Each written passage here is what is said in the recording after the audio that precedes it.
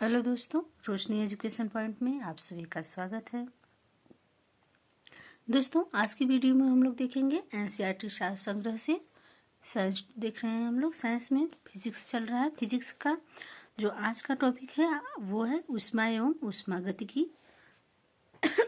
तो आज देखते हैं ऊष्मा का जो पहला वन लाइनर क्वेश्चन है वो है हाइड्रोजन से भरे हुए गुब्बारे को पृथ्वी से छोड़ने पर गुब्बारे में क्या परिवर्तन होता है। तो जो गुब्बारे में परिवर्तन होगा वो होगा गुब्बारे के आयाम में वृद्धि होगी। जब हाइड्रोजन से भरे हुए गुब्बारे को पृथ्वी से छोड़ा जाएगा तो गुब्बारे के आयाम में वृद्धि होगी। अगला क्वेश्चन है तेज हवा वाली रात नहीं बनने का क्या कारण होता है। तो वाष्पीकरण की दर तेज होना। हवा से वाष्पीकरण तेज होता है, इसलिए उसकी बूंदें नहीं बनती हैं। कमरे में रखे रेफ्रिजरेटर का दरवाज़ा खोल देने पर कमरे के तापमान पर क्या प्रभाव पड़ेगा। तो जो कमरे का तापमान है वो बढ़ जाएगा। अगला है वह थर्मामीटर जो 2000 डिग्री सेंटीग्रेड मापने हेतु उपयुक्त हो उसे क्या कहा जाता है। तो सूर्य विकिरण तापमापी या पायरोमीटर कहा जाता है। अगला है तापमापन, एक तरफ मापन, दूसरे में उसका हिमांक, और तीसरे कॉलम में क्वथनांक, और चौथे कॉलम में बराबर भाग और उसका एक हिस्सा या एक भाग अगले कॉलम में है। तो देखते हैं फ़ारेनहाइट। फ़ारेनहाइट का जो हिमांक होता है वो 32 डिग्री फ़ारेनहाइट पर होता है। क्वथनांक 212 डिग्री फ़ारेनहाइट पर होता है और उसका बराबर भाग 180 होता है और एक भाग 1 डिग्री फ़ारेनहाइट होता है। मापन में देखें तो सेल्सियस इसका हिमांक 0 डिग्री सेल्सियस पर होता है। 0 डिग्री सेल्सियस पर यह बर्फ जम जाता है और 100 डिग्री सेल्सियस पर यह क्वथनांक हो जाता है। इसका बराबर भाग जो होता है वो 100 होता है और एक भाग 1 डिग्री सेंटीग्रेड होता है। केल्विन में देखें तो केल्विन 273 डिग्री केल्विन होता है जो 32 फ़ारेनहाइट और 0 डिग्री सेल्सियस के बराबर होता है। इसका बर्फ जो होता है वो 273 डिग्री केल्विन पर होता है। क्वथनांक देखें तो केल्विन का तो 373 पे होता है डिग्री केल्विन पे, बराबर भाग इसका 100 होता है और एक भाग 1 डिग्री केल्विन होता है। परम शून्य ताप से क्या तात्पर्य है। तो सैद्धांतिक रूप से न्यूनतम संभव तापमान को हम परम शून्य ताप कहते हैं। अगला है स्वचालित इंजनों में हिमरोधी के रूप में किस पदार्थ का प्रयोग किया जाता है। तो एथिलीन ग्लाइकॉल का प्रयोग किया जाता है। अगला क्वेश्चन है जब बर्फ पिघलती है तब उसके आयतन पर क्या प्रभाव पड़ता है। तो आयतन घटता है। अगला क्वेश्चन है थर्मोस्टेट यंत्र का संबंध तापक्रम से है जिसका उपयोग किसी निकाय का दाब स्वनियंत्रित करना है। थर्मोस्टेट यंत्र का संबंध किससे है। तो तापक्रम से है जिसका उपयोग किसी निकाय का दाब स्वनियंत्रित करने के लिए किया जाता है। अगला देखते हैं रेफ्रिजरेटर में थर्मोस्टेट का प्रमुख कार्य क्या है। तो एक समान तापमान को बनाए रखना रेफ्रिजरेटर में थर्मोस्टेट का काम होता है। अगला है रेफ्रिजरेटर में खाद्य पदार्थों को ताज़ा रखने हेतु कितना तापमान आवश्यक है। तो 4 डिग्री सेंटीग्रेड तापमान आवश्यक होता है। अगला है स्वस्थ मनुष्य के शरीर का सामान्य तापमान कितना होता है। तो जो स्वस्थ मनुष्य के शरीर का सामान्य तापमान होता है वो होता है 37 डिग्री सेल्सियस या 110 केल्विन 310 केल्विन होता है या 37 डिग्री सेल्सियस होता है। अगला है उबलते जल की तुलना में भाप से हाथ अधिक जलता है, इसका क्या कारण है। तो उबलते जल की तुलना में भाप से अधिक हाथ जल जाता है क्योंकि भाप में गुप्त ऊष्मा होती है और यही कारण है कि जब रोटी बनाते रहो तो रोटी अचानक फूट जाती है तो उसके भाप से हाथ में जब भाप हाथ में लगता है तो काफ़ी जलन होती है और हाथ जल जाता है और काफ़ी जलन होती है पानी के जलने की अपेक्षा। अगला है पानी में साधारण नमक मिलाने पर पानी का क्वथनांक बिंदु बढ़ जाएगा तथा हिमांक बिंदु घट जाएगा। अगला है सेंटीग्रेड एवं फ़ारेनहाइट तापक्रम कितने डिग्री पर एक समान रहते हैं? तो 40 डिग्री सेल्सियस। शीशे की छड़ जब भाप में रखी जाती है तो इसकी लंबाई पर क्या प्रभाव पड़ता है? तो लंबाई बढ़ जाती है। जब किसी शीशे की छड़ को हम धूप में रखेंगे या भाप में रखेंगे तो उसकी लंबाई बढ़ जाती है। सर्दियों में लोहे के टुकड़े और लकड़ी के टुकड़े को छूने पर लोहे का टुकड़ा ठंडा क्यों लगता है? तो लकड़ी की तुलना में लोहा ऊष्मा का अधिक सुचालक होता है, इसलिए लोहे का टुकड़ा ठंडा लगता है लकड़ी के अपेक्षा। यदि वायु का तापमान बढ़ता है तो उसकी जलवाष्प ग्रहण करने की क्षमता पर क्या प्रभाव पड़ता है? तो बढ़ता है।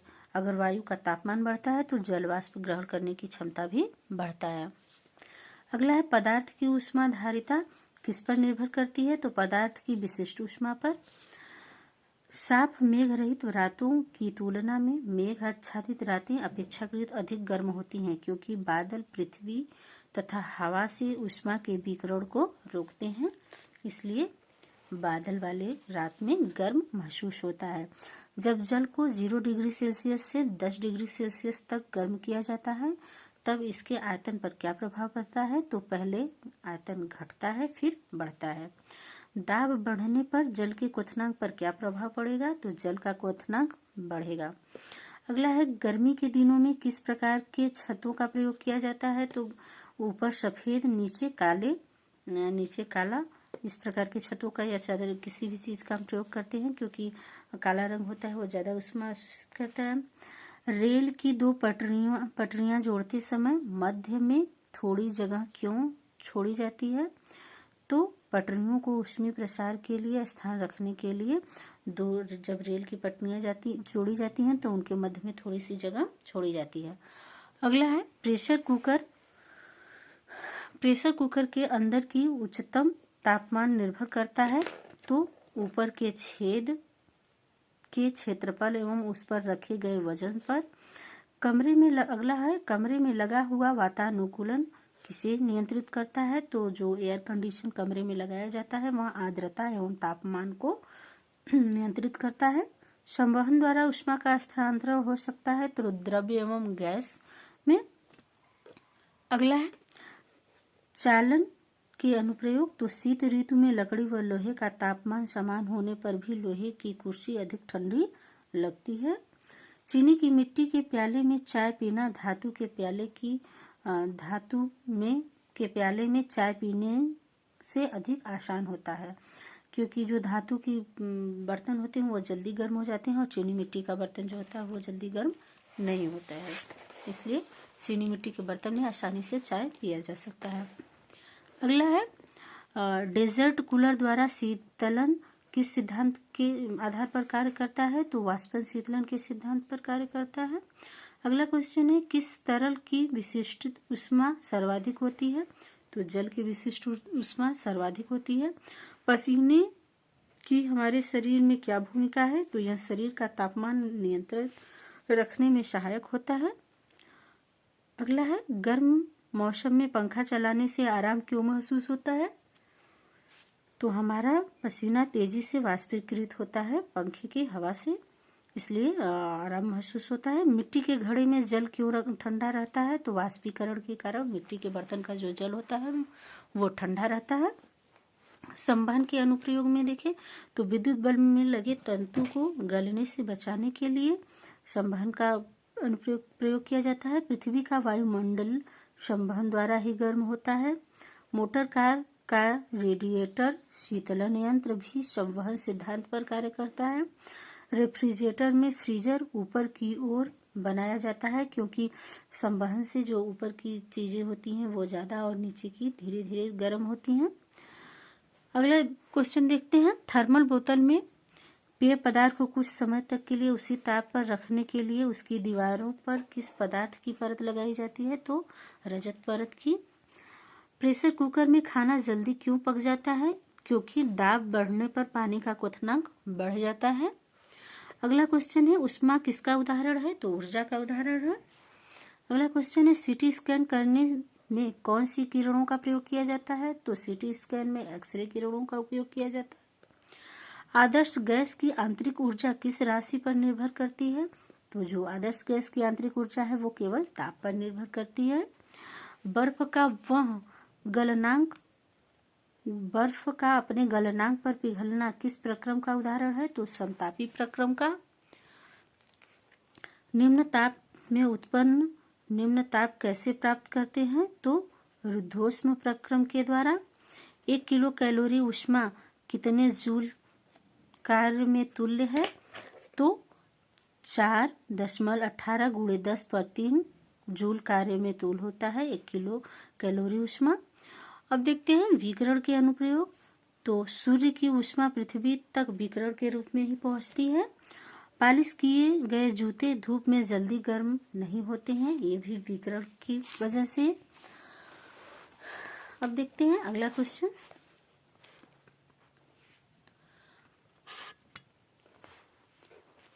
अगला क्वेश्चन है जल का घनत्व किस ताप पर अधिक होता है? तो 4 डिग्री सेंटीग्रेड पर। ऊष्मागतिकी का प्रथम नियम किस अवधारणा की पुष्टि करता है? तो ऊर्जा संरक्षण का पुष्टि करता है।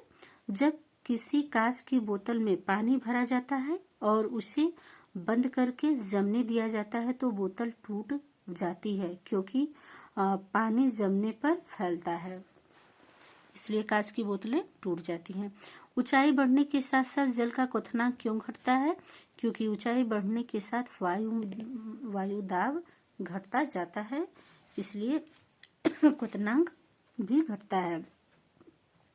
ऊंचे पहाड़ों पर सदैव बर्फ जमी रहती है, क्योंकि ऊंचे पहाड़ों पर तापमान प्रायः हिमांक से कम रहता है, अतः वहां वातावरण की जलवाष्प जमकर बर्फ बन जाती है। अगला क्वेश्चन है ठोस कपूर से वाष्प बनने की प्रक्रिया को क्या कहते हैं? तो ठोस से वाष्प बनने की प्रक्रिया को ऊर्ध्वपातन कहते हैं। ऊष्मा किस प्रक्रिया द्वारा तीव्र गति से हस्तांतरित होती है? तो विकिरण से। अगला क्वेश्चन है किसी पदार्थ का तापमान परिवर्तन किए बिना द्रव्य से गैस में परिवर्तन करने के लिए आवश्यक ऊष्मा को क्या कहते हैं? तो वाष्पन की गुप्त ऊष्मा कहते हैं। अगला क्वेश्चन है एक कृष्णिका किसे उत्सर्जित करता है? तो जो एक ब्लैक बॉडी या कृष्णिका होता है वह सभी तरंग दैर्घ्य की विकिरण को उत्सर्जित करता है। एथिल एल्कोहल किस तापमान पर जमता है? तो एथिल एल्कोहल 114 डिग्री सेंटीग्रेड पर जमता है। और तारों के अंदर ऊर्जा उत्पादन करने के लिए कौन सी अभिक्रियाएं होती हैं? तो ताप नाभिकीय अभिक्रियाएं। तारों का रंग क्या प्रदर्शित करता है? तो तारों का जो रंग होता है उनका तापमान प्रदर्शित करता है। एथेनॉल के वाणिज्य उत्पादन के लिए किस खमीर का प्रयोग किया जाता है? तो सेकेरोमाइसिस सेरेवेसी खमीर का प्रयोग किया जाता है एथेनॉल के वाणिज्य उत्पादन के लिए। ऊनी कपड़े शरीर को गर्म क्यों रखते हैं? क्योंकि ऊन ऊष्मा का एक खराब चालक है, इसलिए ऊनी कपड़े शरीर को गर्म रखते हैं।